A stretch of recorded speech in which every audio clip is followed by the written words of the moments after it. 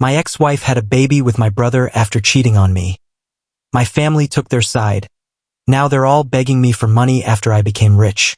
I was always treated like the odd one out in my family.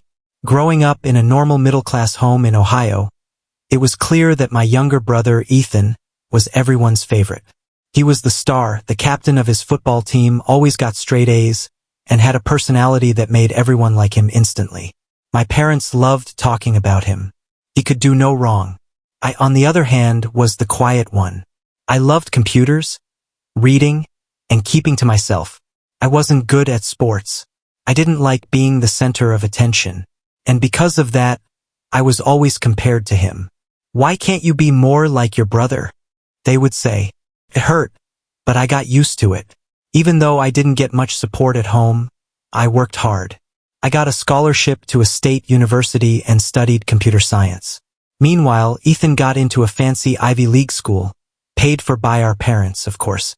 While in college, I met Sarah at a coffee shop. She was smart, beautiful, and kind. I still don't know what she saw in me, but somehow, we fell in love. We dated all through college, and I proposed to her after graduation. When we told my family, they didn't seem happy. My mom even said we should wait a few years to get married. We ignored her and had a small wedding. My parents complained about it for years. "Why didn't you wait until you could afford something nicer?" they'd say. Sarah and I moved into a small apartment. I got an entry-level job at a tech startup, and Sarah continued her studies in education. Life wasn't perfect, but it was good. We had normal struggles, especially with money. My job didn't pay much, and every time we went to family gatherings, I'd hear all about Ethan's huge paychecks and promotions in New York. No one ever asked me about my work. No one really noticed me at all. Things got worse when Ethan moved back to our hometown. He said he had a career setback, but never explained what happened. Suddenly, he was everywhere. At every family dinner, showing up at our apartment without calling, and even texting Sarah a lot. I thought it was strange, but I trusted both of them. I never thought my wife and brother could ever betray me. I was working long hours at the startup, hoping for a promotion. Sarah seemed distant, but I thought it was just stress from her teaching job. I didn't see the signs. She spent more time grading papers, bought new clothes out of nowhere, and was suddenly very protective of her phone. I didn't want to be paranoid, so I ignored it. Then everything came crashing down during a family dinner. Sarah was acting off that night, avoiding my eyes. After dessert, she and Ethan stood up. They were holding hands. My heart dropped. Ethan smiled and said, "We have something to share." Then Sarah said, "We're having a baby together." For a moment, everything went silent. Then my mom started crying, but not for me. She was happy. My dad patted Ethan on the back. No one looked at me. No one said a word to me. My wife had just announced she cheated on me with my brother and was pregnant, and no one cared. I got up and walked out without saying anything. No one followed me. No one called. Sarah moved out the next day while I was at work. She took most of what we owned. The divorce happened fast. It was cold, and it was painful. I later found out that my parents had paid for Sarah's lawyer. In court, she claimed I was always working and didn't pay attention to her. Ethan spoke in her defense. The judge gave her a large settlement. I lost almost all my savings. I lost our apartment. I lost any relationship I had left with my family. My parents didn't even pretend to be fair. They threw a baby shower for Sarah and Ethan in the same house where we'd had our wedding reception. Then my mom called me and said, "Maybe you should skip family events for a while, just so things don't get awkward." 3 months after the divorce, I hit rock bottom. I was living in a tiny studio apartment, eating instant noodles every day, sleeping on a cheap mattress on the floor. I thought about leaving the state, changing my name, just starting over completely. But something in me refused to quit. Instead, I pushed myself even harder at work. The startup was growing, and I gave it everything I had. I took online classes at night, worked weekends, took on every difficult project. I wanted to succeed not for them but for myself. 2 years passed like that. I didn't date. I didn't go out. I just worked. Slowly, my efforts paid off. The startup did so well that a major tech company bought it. Because I had been one of the first employees, I owned a lot of shares. Suddenly, I was a millionaire. Not just comfortable, wealthy. The day after the announcement, my boss offered me a high-level position at the new company with a huge salary. That night, I sat alone in my apartment and opened a bottle of whiskey I could never afford before.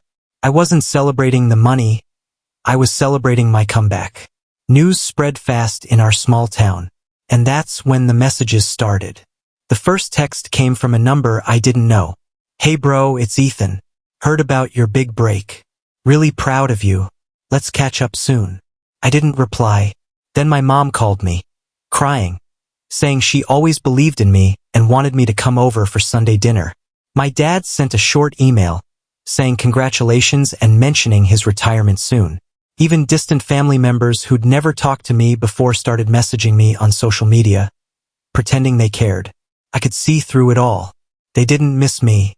They missed what I could now give them. Then, I got an email from Sarah. After 2 years of silence, her message simply said, "We need to talk." We met at a coffee shop downtown. She looked tired, not like the confident woman I used to know. Her hair was messy, and she had a small child with her. A girl. She had Ethan's eyes and my mother's nose. "This is Emma," Sarah said quietly. "Your niece." The word hurt more than I expected. Not my daughter. Not my family. My niece. The result of their betrayal. Sitting there in a dress with little butterflies on it, coloring on a paper menu. Sarah didn't waste time. She told me that Ethan had lost another job. They were behind on their mortgage. Emma needed special therapy. My parents' retirement funds had dropped. They needed help. Money.